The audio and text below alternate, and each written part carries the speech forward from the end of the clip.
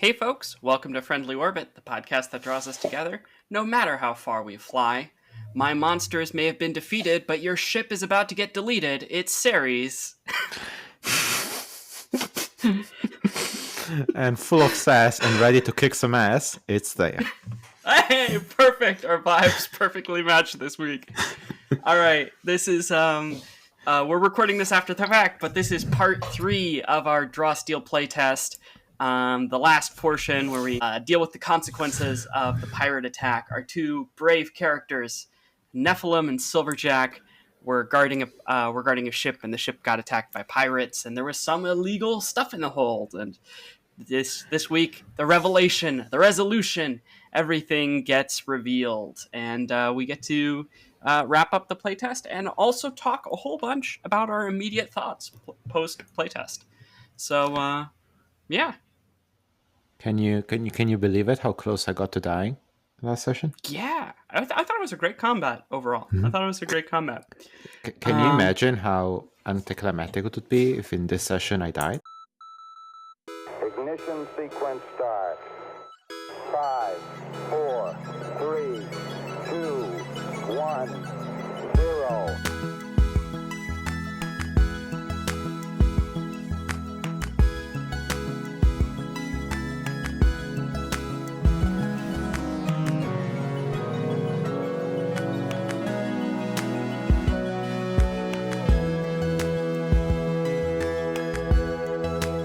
All engine running. Liftoff.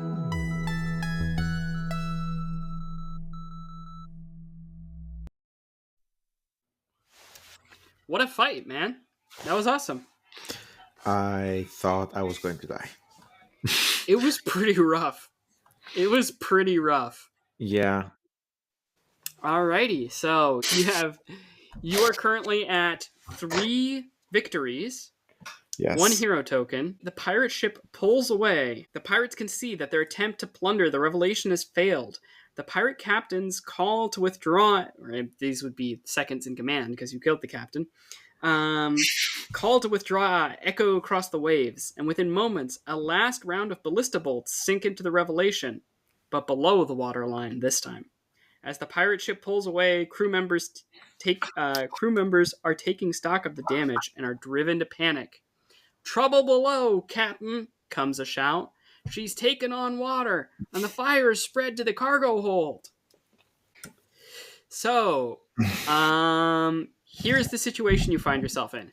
The fire magic of the pirates has caught fire to parts of the ship and is spreading towards the cargo hold. There are holes in the hull of the ship that are letting on water. Captain Oriel's eyes meet yours. Or actually, sorry. Never mind. That's for later. Yeah. So this is going to be a montage test. By the way, whatever. Yeah. You guys can have. Yeah, you have something in the background going. By the way. Okay, trouble below, Captain, comes the shout. She's taken on water, and the fire spread to the hold. So here's the situation.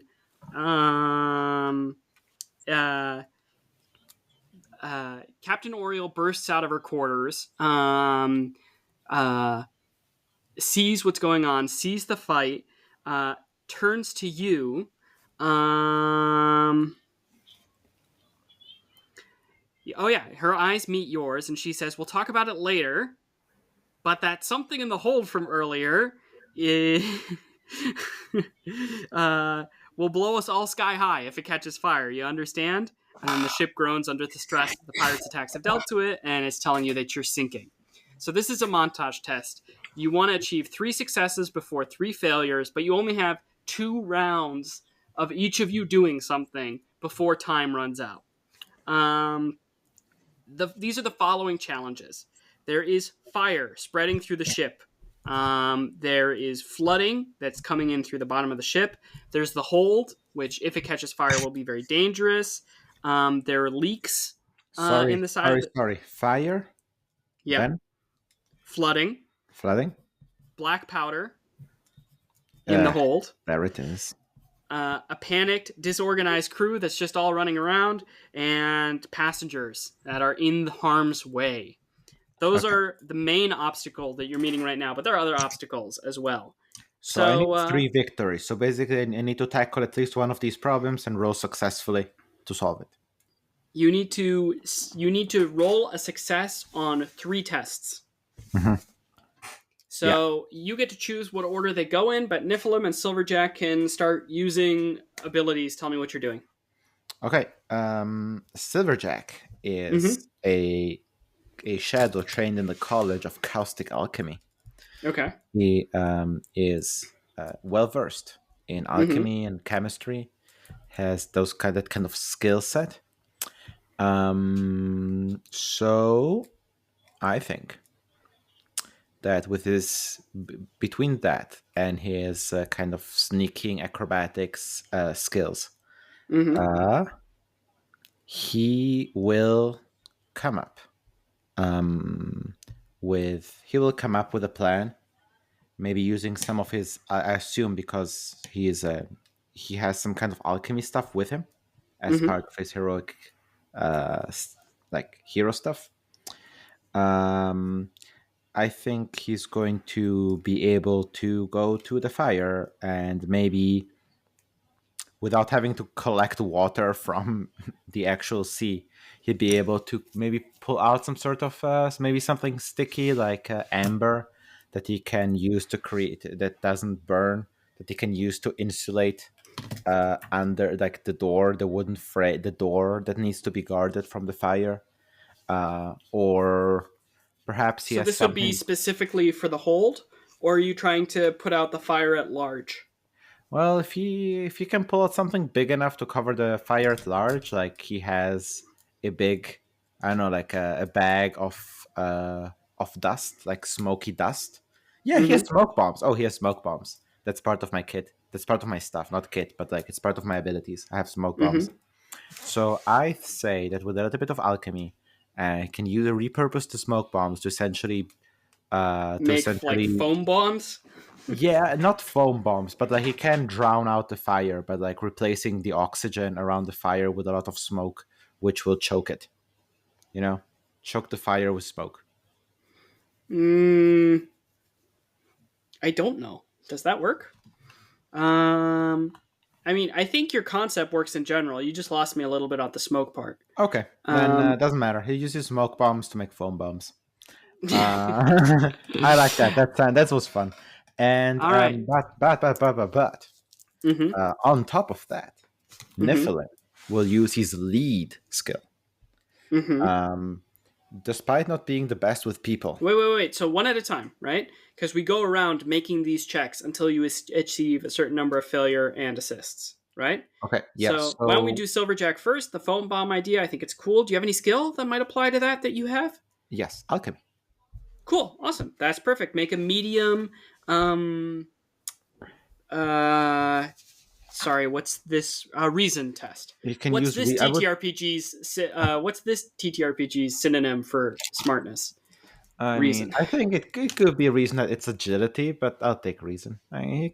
You can use both, but yeah, I'll roll reason if you want. Yeah, I mean, I feel like a foam bomb is easy to aim and hard to invent. So Okay, 2d10 plus 2 plus 1 plus 3. Come on, Silverjack. why is it Ah, +3? I thought a skill was +2. Am I yeah, wrong it about is. that? But my reason is plus 1. Okay. So it's 2 Silverjack. plus 3, not 2 plus 1 plus 3. You were just doing stacking math in your head. Yeah, no, yeah, and I was right. Yeah, anyway, it's total of plus 3. My skill is plus 2. My Yeah. reason is plus 1. That's what I meant. All right. Yeah, Silverjack is a very rounded. Well, I mean, it's a more flat character. He has a plus 2 in agility, but then he has plus 1, plus 1, plus 1 in Mm-hmm. reason, intuition, and presence, and only a minus 1 in might. Niflheim is Mm-hmm. more min max. He has a plus 2 in presence and might. Oh, he has plus 2 in might, reason, and presence, and he has minus Mm-hmm. 1 in intuition and agility. Okay. Anyways, all of this to say, I rolled a 13. 13. Okay, so on a medium test, that is a success with a consequence.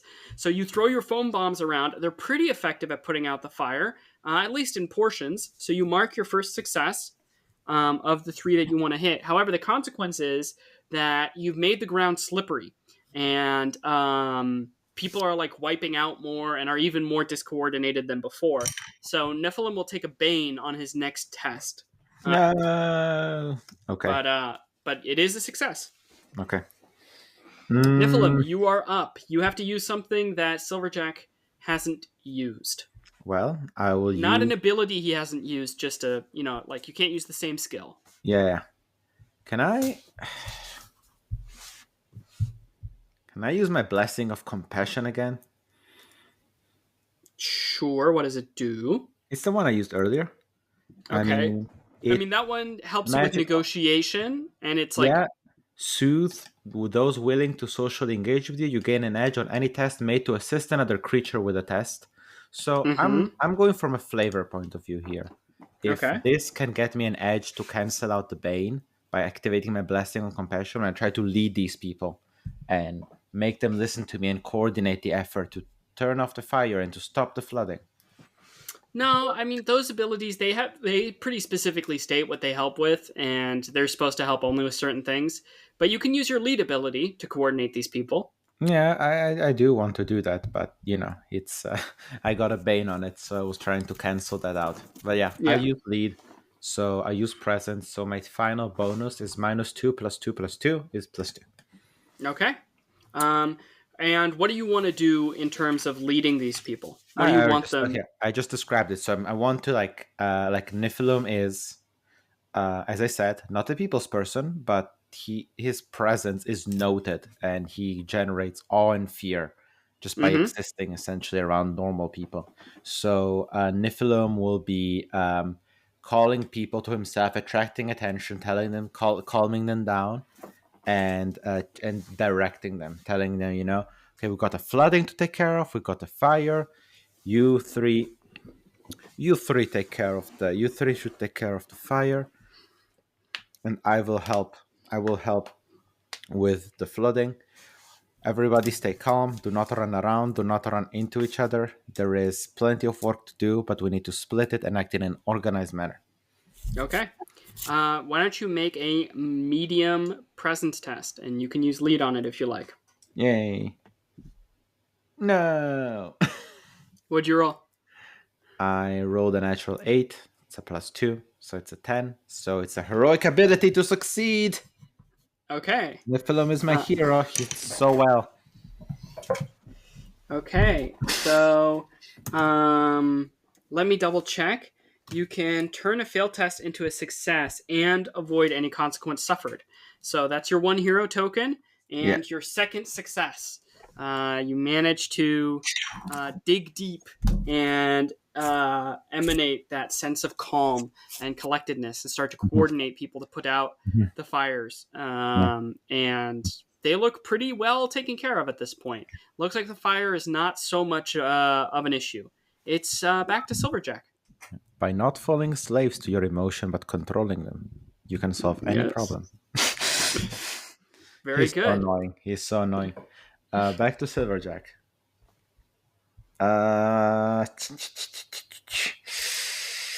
So just to remind you of the issues. We have kind of taken care of the fire. We're coordinating, so the panic is kind of taken care of. Yeah. What we have left is the black powder. Yeah. So I think Silverjack and the flooding. There's the holes under the water line. Yeah. Of the ship. Yeah, but that's not really a problem Silverjack can solve so easily. Okay. Silverjack will go to the captain and wants to persuade her to give him like the key to the hold, so they can run in there and essentially move the black powder as far as possible from where the fire is coming. So he wants to open the door, run in there, and take care of it. And I think I would like it to be like a persuasion check, like trying to convince the captain to let him do this, because the captain seemed untrusting and is probably panicking right now. Would you? Well, the thing is, I kind of feel like she told you what's in the hold and told you to help. So I feel like Fair enough. Why would she hold back in a moment Okay. like this? I mean, this is for her the moment where her inclination changes, right? When everyone Mhm. is on the line, when the crew is on the line. She told you about what was going on. So I think you can run down there and help, but it's not really going to be um, like a persuasion. I don't know. Is persuasion one of the skills? It's not going to be like one of those. It Mm, would more be like I don't know. Well, coordinating and leading people is something already Thingy did, Nephilim did. mhm. So I think, yeah, I don't know. You can go down there and help, but it Okay. wouldn't quite be this. Okay. No, I changed my mind. Mm-hmm. I would like to. Mm-hmm. I would like to climb. Okay. Yeah, I have climbed. Mm-hmm. Sneaky little rogue. I would like to climb on the outer side of the ship. Oh, very risky. Yeah, I want to climb there, and I want to help repair the hole in the flooding Mm-hmm. by providing a pair of by providing some stabilizing hands on the outside. So Okay. I think I'll take a rope, tie it around my waist as you do on a ship, Mm-hmm. and then get lowered, maybe my Niflin someone else. Mm-hmm. And I want to help on the outside. So I would like to either use climb, which is a skill that I have, or I assume you can give me another one of these Yeah. physical ones. But I think Yeah. No, I climb. mean climb. I think works. And I think it would be agility. Mm-hmm. And I think this feels very high risk, high reward to me. Mm-hmm. So, um, I can take some damage if I fail. I'm gonna say it's a medium test, but if you succeed on it, you're gonna get a hero token. So Mm-hmm. you're gonna success with a constant. This is not normal in the rules, but I feel like it fits. If you succeed on it, I'm gonna give you a success with a consequence. And if you get a success with a benefit, success with a reward, and if you get the success with a consequence on the medium table, you're gonna lose a recovery swimming in the water. Okay. 3. So it's a medium test, but I'm adding a positive consequence Yeah. and a more harsh negative It's a more consequence than swingy usual. medium test. Yeah. Okay. 3, 2, 1. I have a +4 on this. Cool. Hey, 21. 21. Nice. Hey. All right. So you guys get a hero token back, and this is your third success Yeah. before the time limit is out. So this is a total success. So while you climb down the side and patch up the rest of the stuff, while Niflheim lowers you down and shouts orders over his shoulder to the rest of everybody else, everyone helps in the effort to save the ship, from the captain to all able passengers to Private Stoneheart. With quick thinking and quicker hands, you repair the worst of the damage and prevent the dangerous cargo in the hold from exploding. When all is done, the revelation isn't completely shipshape, but she'll get you safely to port. And, Huzzah! yeah, you get a victory. So Victory! you are now at 4 victories in total. The ship is lilting to one side, but it won't work for this would not work for a longer voyage, but you guys are within range of the docks. You'll be there within a few hours, if not an hour. The crew looks around. Everyone's keeping an eye on stuff, but the fires are out. You see Samuel and the newlyweds recovering on one end, just taking deep breaths. The person who got bonked over the head a bunch for their money is getting patched up by one of the crew members, and you catch Captain Oriel's eyes from across the way. Silverjack's gonna look at. Gonna go to Niflheim.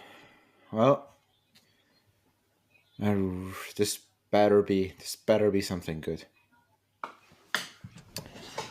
I don't see why it shouldn't be anything but good. We did well, and I'm proud of you, Silverjack.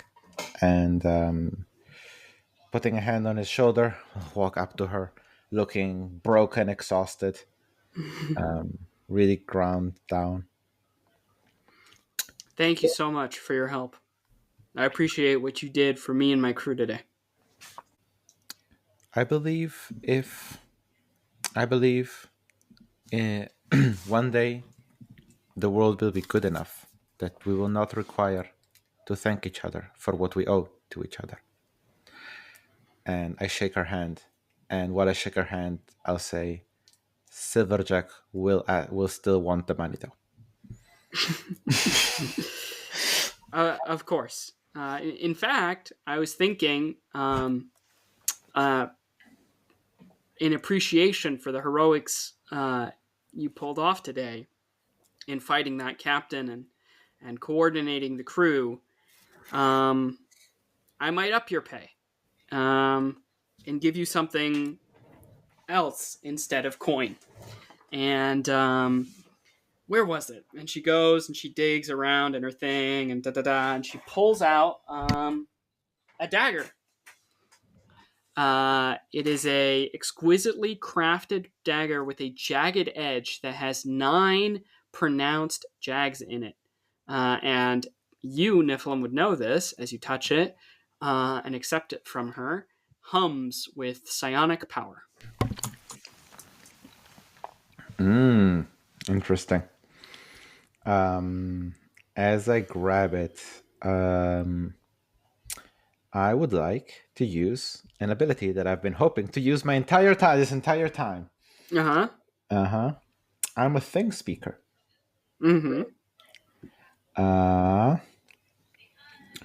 When you hold an object in your hand, you can ask the director if it bears emotional importance. Object with emotional resonance could include treasured gifts, murder weapons, and personal keepsakes. If the answer is yes, the director tells you the most dominant emotion associated with the object, and you can spend 1 uninterrupted minute focusing on the object, at the end of which you receive a vision which answers one of the following questions.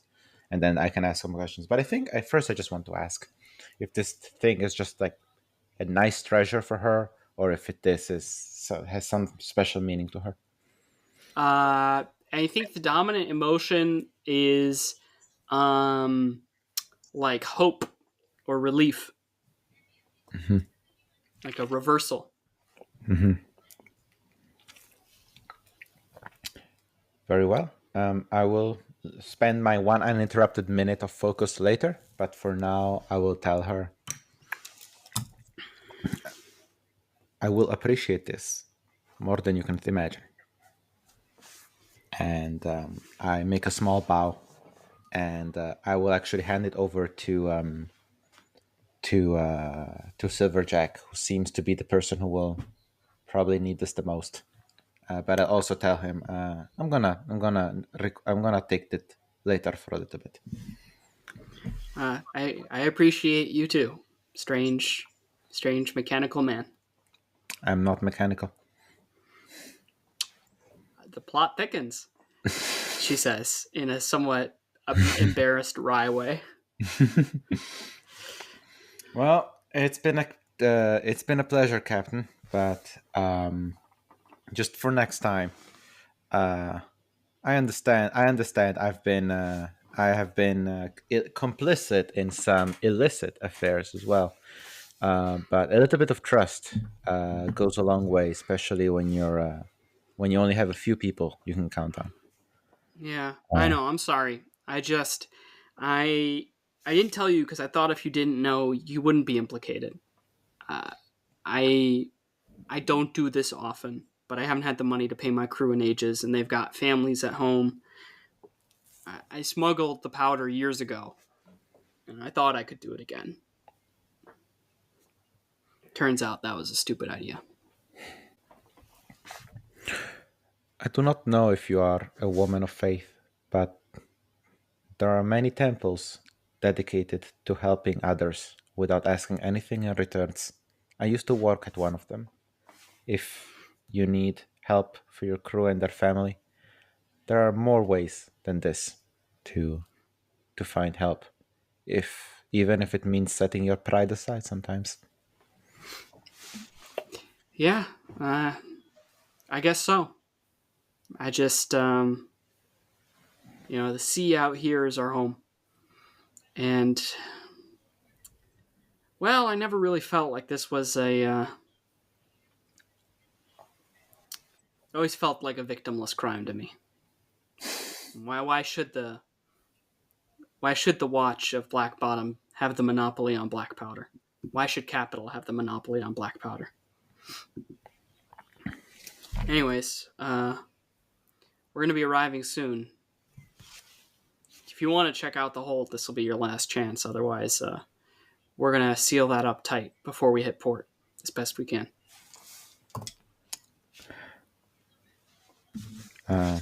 We look at each other. I think we'll take you on your word for what's in there. And I don't need to see more explosives. And All right. Nephilim will nod. Yes, I'd much rather enjoy the view upstairs. And we'll go up and just look at the approaching haven and the birds and I hope the nice weather. Okay. You sail into port. Do you want to spend some time with the dagger? Yeah. I'm gonna spend some time with the dagger. Do you want to ask me the question, or do you just want to... I can also just cut it short, tell you what it is, and tell you what the history of it is. Sure. You just tell me. Okay, this is a knife of 9. It's a psionic dagger. This ivory dagger features 9 faintly glowing indentations along the blade. It's a light weapon. It's psionic, so it works with any light weapon kit. When you use this knife with a weapon ability, the ability deals an extra 3 psychic damage. This extra damage increases by 3 each time you attack the same target during the same encounter to a maximum of 9. Then drops to 0 again if it's a new target or a new encounter. The emotional resonance. Earlier in her youth, when she wasn't a captain, but was in a similar position as you guys in a similar raid. This was the weapon she pulled off of her overbearing opponent in a grabbing match to get the final kill, the final surprise kill. Before that, its history was probably darker than what she used it for. But it was sort of one of those, hey, what's this on the hip? Pull it out and stab the person wearing it moment. Yeah. So for her, it was a sign of freedom. And they came in a pair, and the second one she sold, and that was the starting capital for this venture. Very well. Yeah, I'm gonna hold on to it. You should. It's yours by right. The Revelation pulls into Black Bottom Harbor, but all is not yet in the clear. As you pull in and step onto the docks, you see Hawk Lords serving Ajax the Invincible drop out of the sky to confront you. All right, what are Hawk Lords? Hawk Lords are cops that ride giant hawks. They work for Ajax the Invincible. He's kind of the tyrant, the Iron Saint of the land. It's all like, I don't know, Game of Thrones, The Witcher. There was good King Omen, and then he died, and yeah, Ajax is a big baddie. 2 Hawk Lords land, while a third takes up watch in a tertiary... Actually, the third one doesn't exist. Cut that. Just because we draw on steel doesn't mean I can't adjust the encounter. There's 2 people here. 2 humans riding giant hawks fitted with saddles and bridles descend to the docks as you arrive. Concern is etched on their faces as they see the damaged ship. Is everyone safe? We can help with the wounded. And what happened here? These are the Hawk Lords, the elite guards of Ajax the Invincible, and agents of the Overlord's authority. Ajax being that Overlord. And they start questioning Captain Oriel, and she's sort of stammering her way through an explanation.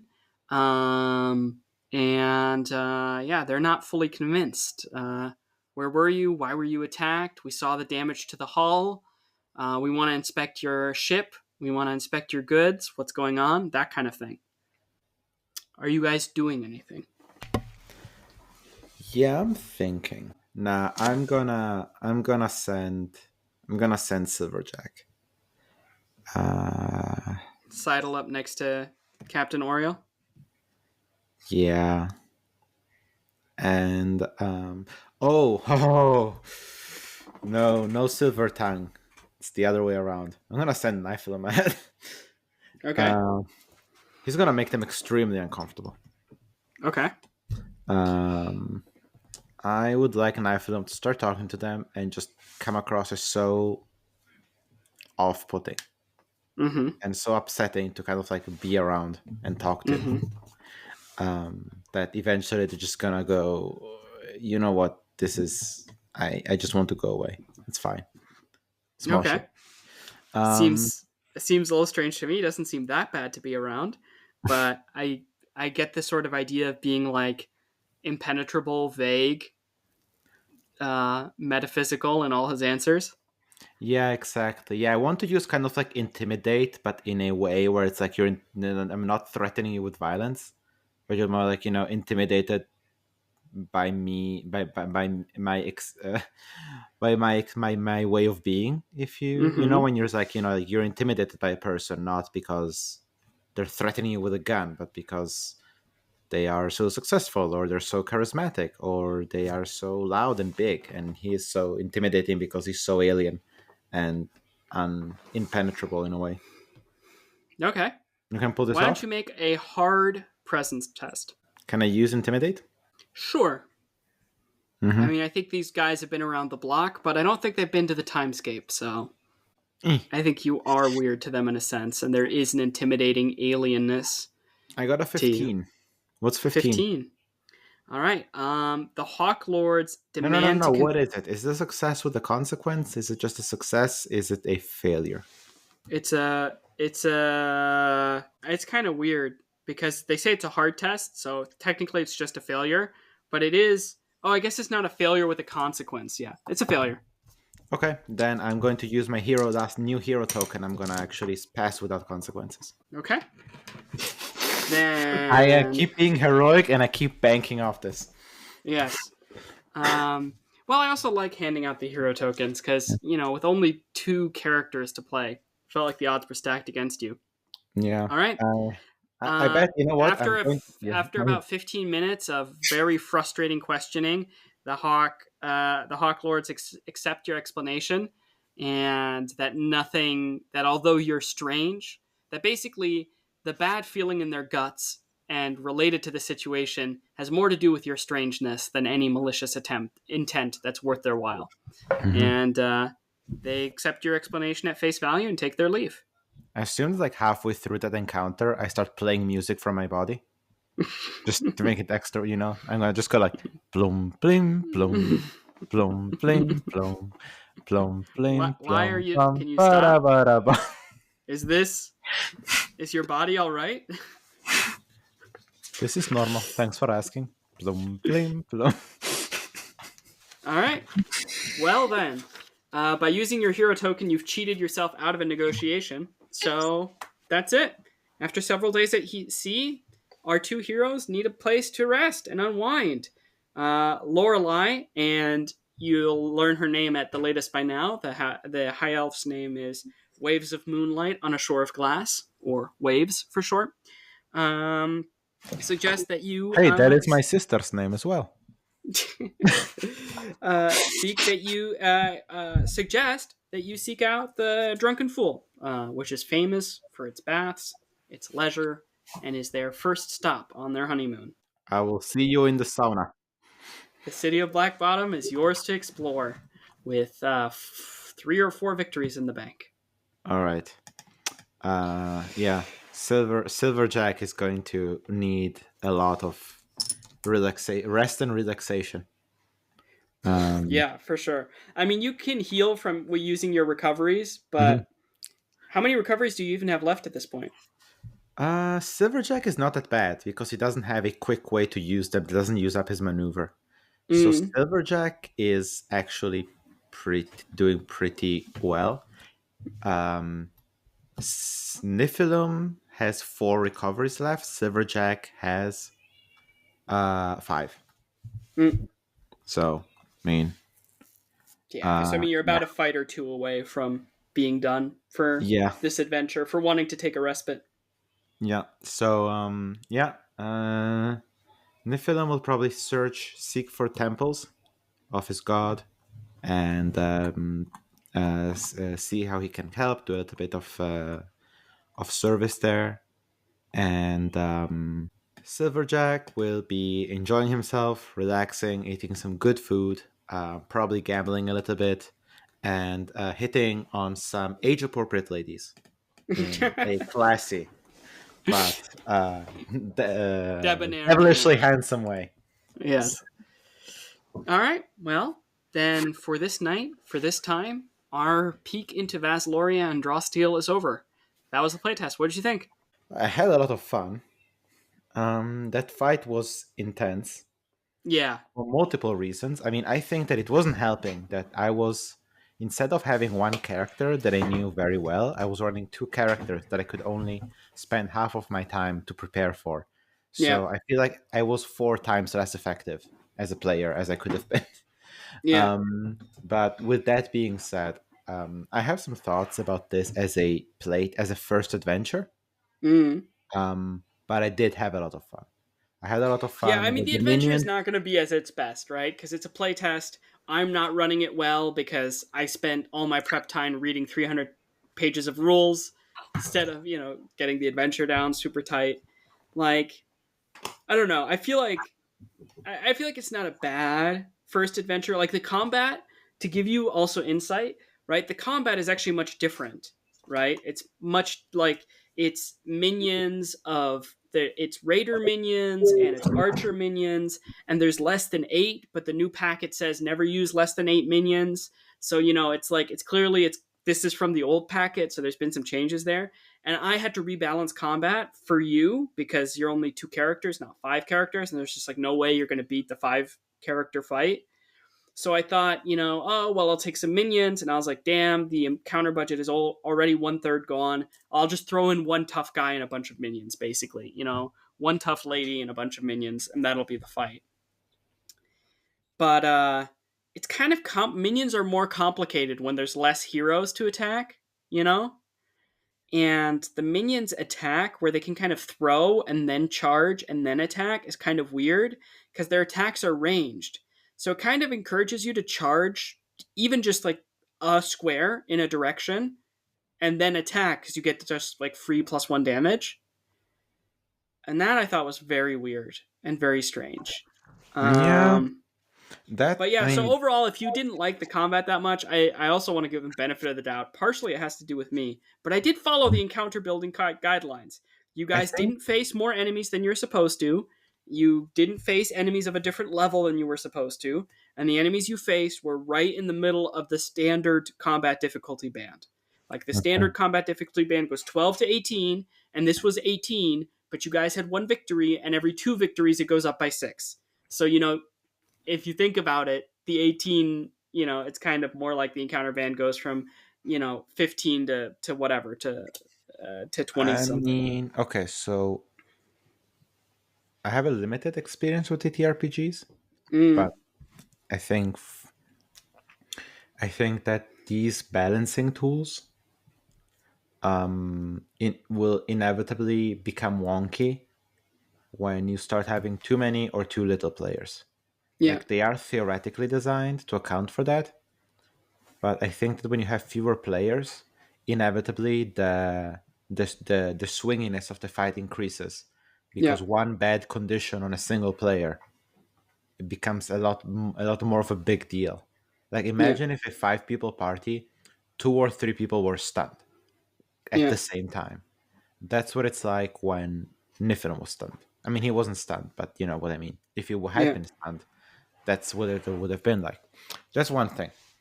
And I mean, the same with like if Nifilo misses, then that was half of the party missed that turn. yeah. I mean, it's also like with area of effect stuffs. Like if I knock you 2 into each other, it's kind of like knocking the whole party into each other. Yeah. If I can catch both of you in an area of effect pretty easily, and Mhm. that's like catching the entire party in an area of effect. So there's Yeah. sort of things where like the game is kind of like, hey, if one character gets super fucked up, it's okay because there's probably like 1.5 healers in the party that can balance out that one character. But if both of you get really fucked up and there's only one healer, then things start to get kind of tense. Yeah. So I I also definitely not, say that was a hard fight and not a standard fight. No, not at all. And I I feel like if think that was every single fight that you got into was roughly that difficulty, you would quit being adventurers. yeah, my I also didn't really think that the monster that was, I don't know if you chose her or if Yeah, she's I part of did. default. Yeah, yeah, I take a little bit of issue with your choice. Um, the reason being that you wouldn't, the first fight, if you were to run D&D, hmm the first fight that you would put your new players through hmm wouldn't be with a monster with legendary actions. And in a similar vein, I think that the fact that she had that, like, I was learning the system and fighting immediately a boss that had villain actions, which hmm are kind of rule breaking, or hmm like are very special, I think made things harder because I'm just learning how the system is, and you're already presenting me with a monster that kind of has breaks the rules. Yeah. I And mean, yeah, so like the if I thing had, is, I mean, I see what you're saying. The thing for me was I wanted to try it, right? I wanted to try one of their big selling points is like, I mean, I didn't run it against you, but like the Ankheg stat block, it's a level 1 solo monster, so it's like a boss monster, but for level 1 parties. The stat block is a full page. It's like a Tarask sized stat block.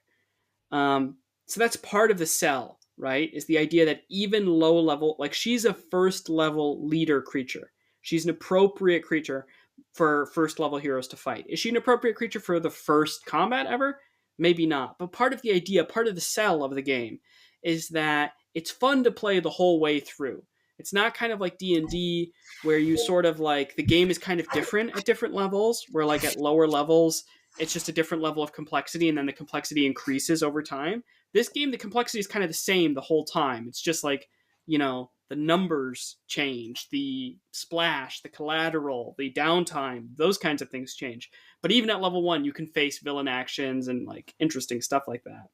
So I really wanted to run a more interesting stat block.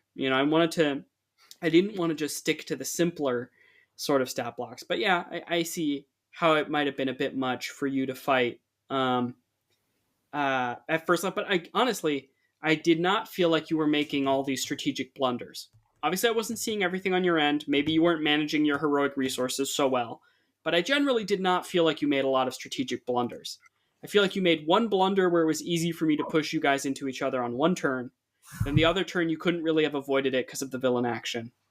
And other yeah, than the that, I don't feel like you really made any blender. mistakes. I felt like you did the fight right overall. I mean, maybe like you chose the strategy of kill her and then take out the gangplanks. I might have inverted that, you know, but Mhm. like I didn't feel like, yeah, I don't know. But the thing is also like you hit me the first time and you dealt 8 points of damage to me, Mm, taking me down from 24 to 16, yeah, and that was just her turn before all the minions went. And so, like in the first round, my paladin, my sensor, was already down half his health by the end of that round. And so basically immediately there were kind of alarm bells going off in my brain, like, oh my god, we're already dying, you know. yeah. I mean, that's I think more of a D&D to draw steel thing, Hmm. where they want you to be close to death a lot of the time, right? So they give you much lower overall health, but they give you a much bigger health pool. In D&D, you have your health pool and then you can maybe refill it by spending all of your hit dice. On average, you will refill it one time. So basically, your overall health pool is 2 and your maximum health is 1.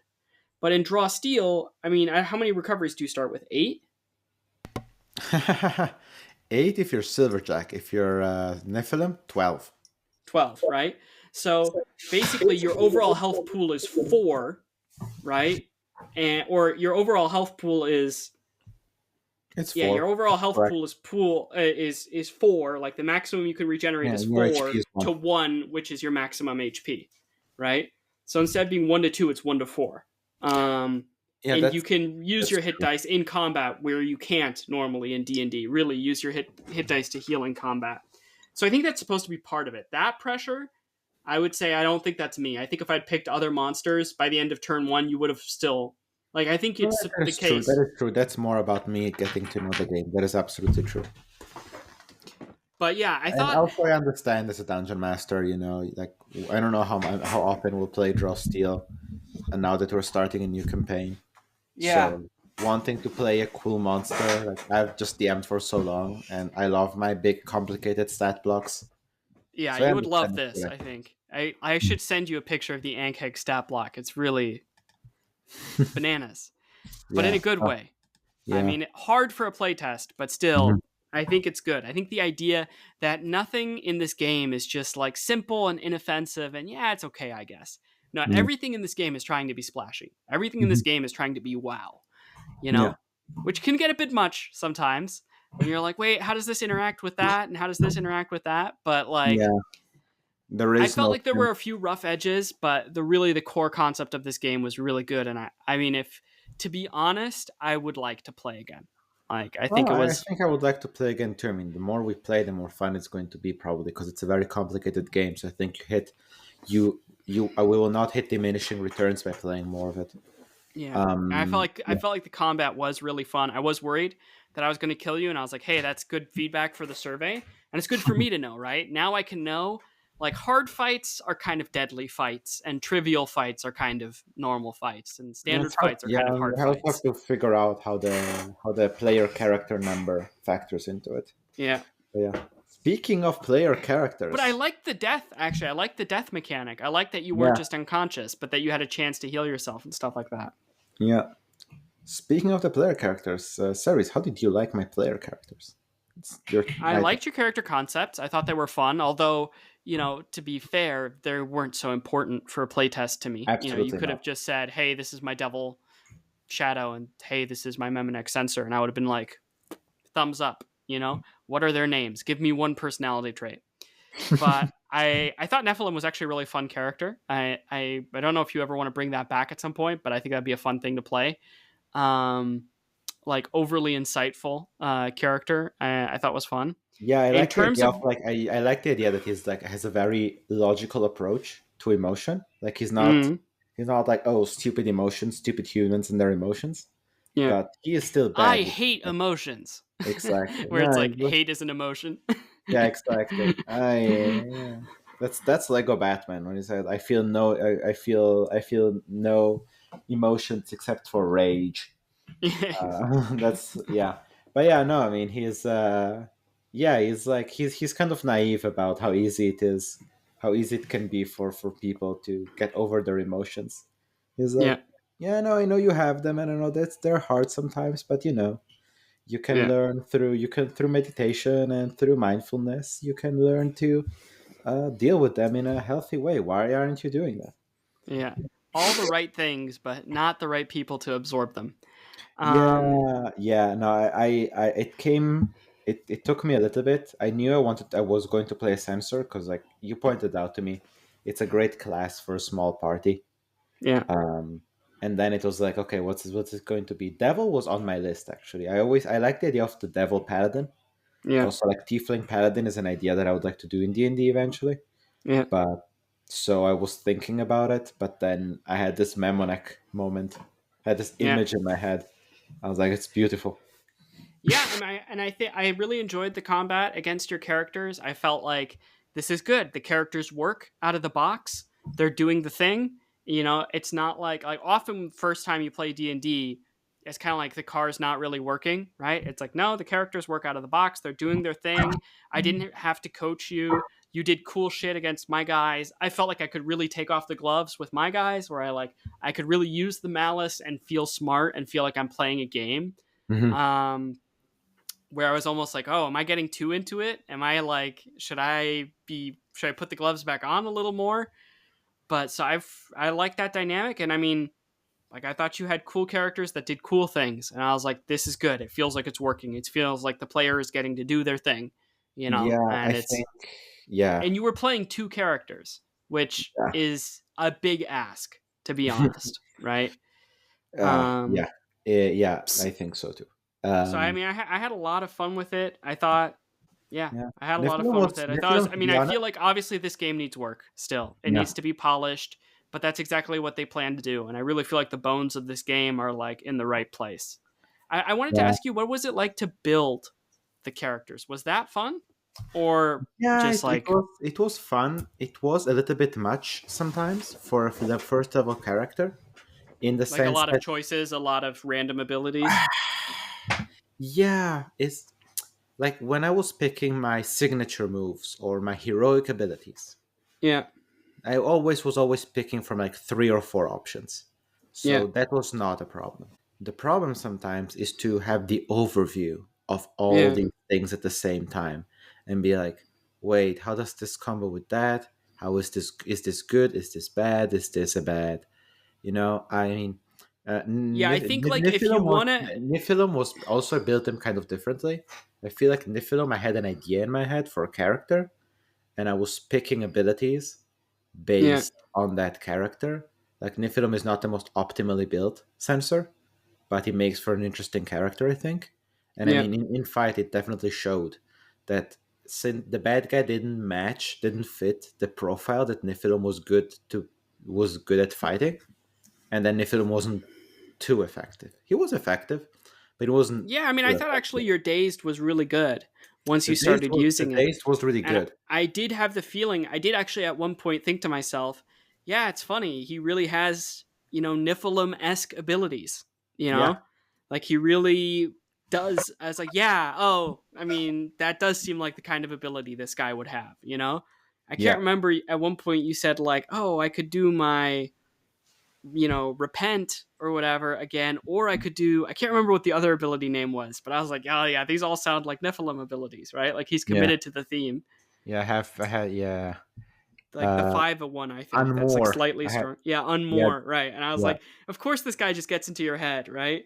And tries to calm you down, basically, rather yeah, than just being like, you know, I don't know, see my works in despair, yeah. To be fair, super my smite, fifth level one, yeah, my fifth level one, with the one that I didn't use because it's against might. That made not Mm, fifth level one, the yeah, five cost one yeah. is called Purifying Fire, Yeah, and okay, that one it, doesn't feel so Niflheim esque, that but one is like, okay, I'm sorry, I tried. I wish I was better at convincing you not to do this. But I will hit you with this, and then it deals a decent amount of holy damage.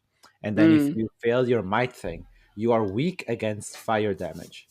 And here's the nice. thing: the target that is weakness from fire damage, all your abilities that deal holy damage, you can switch it to fire damage when you target them. Mm, So nice. yeah, so it's like you deal a lot of damage to them, you deal a decent amount of damage to them, and then all the next ability, all the weaker abilities become a lot more powerful against them. Yeah, It's really neat. But again, might, and I felt like this lady with the sword you had described, I was like, nah. But yeah, yeah, Niflheim was really built for this, for to be Niflheim, and then Silverjack was like, okay, I have this like single target sensor, and whose abilities rely a lot on like weakening you, like its debuff, and it's all saves. So Silverjack was like straight up attacks, and a lot of attacks, multi-target attacks. We need to kill these minions. I didn't know that minions share a pool, so I took the dual wielding thing, and then I took the ability that had to make two signature attacks. So I was like, yeah. this guy's gonna, yeah, yeah. I Which I also think is have, awesome. I think that's really fun, like getting to do 4 attacks in a turn and be like, you and you and you and you all take yeah, damage. exactly. And then he, But they do because think you dual get, wield is kind of weird because it's like, you know, nah. Like it's how do effects apply to this? Do they apply to both attacks? Because it's yeah, very it's strange. weird If to the work. parry applies to both attacks, then you do the first attack, you run around to Kentucky, you're so far away from me. How are you still parrying? You know? Yeah, she's screaming, "Hey, you over there! You parry that one too! You better!" Yeah, exactly. But yeah, yeah. I also took a complication from him, which Yeah, is when you regain stamina in combat, you gain a surge, the lightning thing. Whenever you yeah, gain a surge, you can make the damage the lightning damage. I yeah, like the idea of him being a devil, but like not the fire flavor, the lightning flavor. yeah. That's And the cool. drawback is when you're wet, you have damage weakness 5. Mm, So when he went into the water, it was always like, if he takes damage, he's fucked. yeah, Um, but yeah, so That's fun. I noticed that you were playing that, but I didn't realize what it was. Yeah. I was like, he's got some sort of thing going on with hiding in the hold and with not wanting to get close to the water and emphasizing the lightning. Yeah, no, I liked it a lot, and I really liked because you get insight by when you attack with a surge, Mm.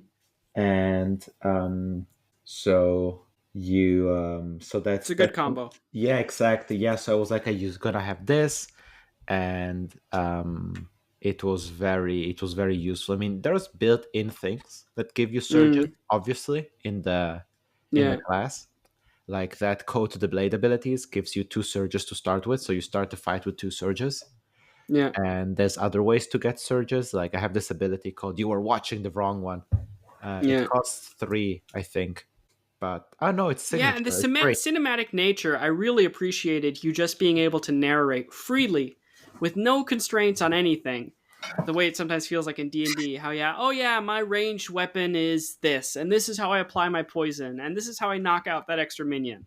You know? Yeah, It just exactly. Yeah, works. You just say it and it just works. It's just a yeah. game I engine where stuff really just liked using works. the lightning and emphasizing the lightning thing when I was stabbing people around. That I was Yeah. shooting lightning left and right. That was a lot of fun. Yeah, and also that I like Silverjack because like he is. I like my weird, awkward Nephilim, but I also like a charismatic devil, Yeah. a bit older, a bit more expert, a bit more cynical.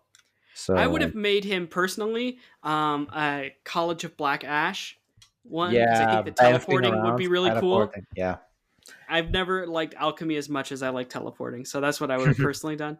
But yeah, I think it is cool. I definitely feel like the rules are best if you just open them with like a few ideas maybe in the back of your head, and then you discover who this character is as you go, rather than if you want to have like the whole overview of everything. But I appreciate that you can at least do that because I don't know if you agree with me, but I feel like Draw Steel, in terms of the mass metagame overview, is about as complex, actually less probably, than all the different options of D&D, right? And so in D&D, when you're quote unquote just discovering a character, that means just playing single class and choosing spells that people tell you to choose or not choosing a spellcaster. In MCDM, I feel like the non-brainy way to build a character is much more satisfying, yeah. right? I Where you think. just like Yeah, you I just think. go with each choice and let the choice take you. You could just do this greedy algorithm and just be like, your heuristic is what's the best choice that's in front of me, and then you move on to the next thing, right? Yeah, I think there is a point to the idea that like D&D presents you with more material, more options, but at the end, I think that D&D has more optima in Yeah, the curve.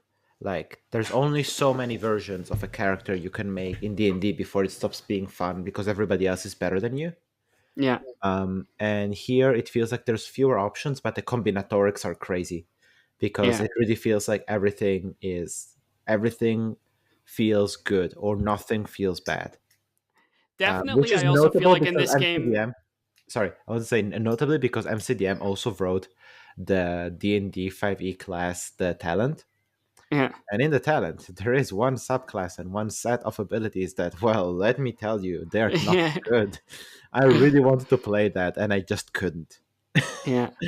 I feel like unlike D&D in Draw Steel, you don't have nearly the potential to fully bork your character the way you can in D&D. Bork, my Um, character Bork. no, like fuck up your character. No, I know, Uh, I know. It's just like Bork your character. What does it mean? It means putting a mind flayer tadpole into the character's eyes, and then it turns into Bork. yeah, it's just like, the first time you play with people and they're like, well, I think my guy's kind of strong. And you're like, yeah, but you're a bard. And it's like, yeah, but I'm still going to give him 14 strength or whatever instead of con. And you're just like, you That shouldn't felt have that nice. choice. And in Yeah, Draw Steel, you don't have that choice. In yeah. Draw That's what I Steel, was about to say. your You don't. ability scores are set, right? But also with other things, with abilities, right? No, they're It's not. like, I yeah, mean, your they're not. ability scores, the important ones for your class are set by your class. Okay, the one's important for your class, yes, but then everything else you And can Constitution isn't a score. Constitution exactly is and just inherent to your constitution class. So, exactly. So, yeah. because So like you I felt really, good about being able to choose my roster and be like, yeah, Niflheim must be more min max because Niflheim is such a weirdo. So he's Yeah. gotta be more extreme in everything he does. But then But like Silver you Jack, don't have the thing with like in as a wizard where it's like what you didn't pick find familiar and shield, yeah. and it's like no, I'm a newbie player. I chose detect magic, identify, jump, and fog cloud because those seemed cool. And I also took witch bolt or whatever, and it's just like, well, oh boy, I Yeah, feel like to be fair, I think we should put an asterisk here. We Mhm. played once, maybe Yeah, but I in feel like it's pretty. maybe You're right. maybe But I feel like it's pretty in a consistent year. feedback that people have given. And like you can't fuck the ability scores too much. And I haven't felt yet like there are abilities that I've read that are available for the same heroic cost where one is like trash. And then the Mhm. other one is like Nistel's magic aura level of trash. You know what Nestle I mean? Magic Aura, my favorite spell. How dare you? Yeah. Does It's not. nothing. No, it's not. Um so yeah. It came up Anyways, surprisingly a lot during my campaign, during Edge of Extinction. yeah, I tried to make it matter, but in the end I gave up. Um but yeah, so that was Draw Steel. That was our first playtest. Yeah. Um, This is the about as second episode about this. That is like there's another one that you already listened to. So if you were yeah, well, and this confused, is at the end of the playtest, so this is probably like part 4 in this series, to be honest. yeah, exactly. But yeah, Uh, that was the end of the playtest. I thought my conclusion is it was a lot of fun. I've read a lot about this game, so it was about as fun as my expectations. So I'm not like completely shocked and surprised. It was a little bit more computationally intense than I would have liked, but first time playing, a few rough edges, but the core of the game feels really strong, and I'd be excited to play this. This feels playable as like my main game. Like this feels playable as a D&D replacement or as like, you know. So, yeah, that was my feel. Well, what was your feel? And then we'll do plugs. Like your conclusion. yeah. I mean, I came. If you couldn't tell from the opening, I came in worried. Yeah. I came in worried that I wasn't going to be able to handle these characters, and I wasn't going to be able to handle the game and all the rules. And to a certain degree, that was true. I had to check on the rules constantly. I was definitely overwhelmed running two characters at the same time of a game I had never played before. But I did have a lot of fun, and I can definitely see if I have one character to focus on, and definitely see myself enjoying a campaign of this. Yeah. So, or DMing for this, like Yeah, both. I mean, that's the DMing really felt fun as a DM. It really felt like I got to make choices and play a game and not just sort of, D&D monsters can be kind of robotic. So, Yeah. also on the note of player strength or complexity, I do think most of the complexity is at first level. Like I feel like first level is kind of like third level in D&D, and then like second level is kind of just like fourth level in D&D. And then so it's like in Draw Steel, creating your first level character can be pretty complicated, and then at second level, they just get slightly better at what they do. Right? It's not the same level. It's not all of that on top again, and then more Yeah. abilities and more stuff. Yeah. Yeah. That's true. Anyways, is there anything you'd like to plug? Yes, I would like to plug Draw Steel. I had a lot of fun. You fuck. Yeah. I feel like if I hadn't said this, then you would have done it. Yes. Yeah. So you see, you bastard. I stole it You from right bastard, under man. your nose. I'm gonna Yes. plug Draw Steel. Play it. It's fun. And if you don't know why, listen to these 4 hours again. Yeah. I'm going to plug, if you want to know more about Draw Steel, I would encourage you to check out the MCDM Discord server. A lot of them are probably gone by now, but James Introcaso, the lead designer of the game, did a lot of streams on the game too that you could check out, and Matt Colville did some as well. So if you want to find more information on the game, feel free. I think it comes out in about 6 months or so, God willing and the creek don't rise, right? Whatever. But roughly in Q3 of this year. And yeah, I would encourage you to check it out. And I don't know, I'm fried, man. I'm not going to think of anything else to plug right now. Alrighty, folks, that'll just about do it for our we have no idea how manyth episode. If you You're want gonna more, have to record. You're gonna have to record like 3 outros. Yeah, 3 extra outros. Anyways, that'll just about do it for our whatever episode. If you want more, you can find us on youtube.com/@a-friendly-orbit, as well as Spotify and Apple Podcasts. And if you happen to have any Astro Echoes you want to share with us, you can email us at afriendlyorbit@gmail.com. All one word. I'm fried. All right, Sirius. I'll talk to you later. And to all of our fellow Voyagers, we will catch you out there amongst the stars.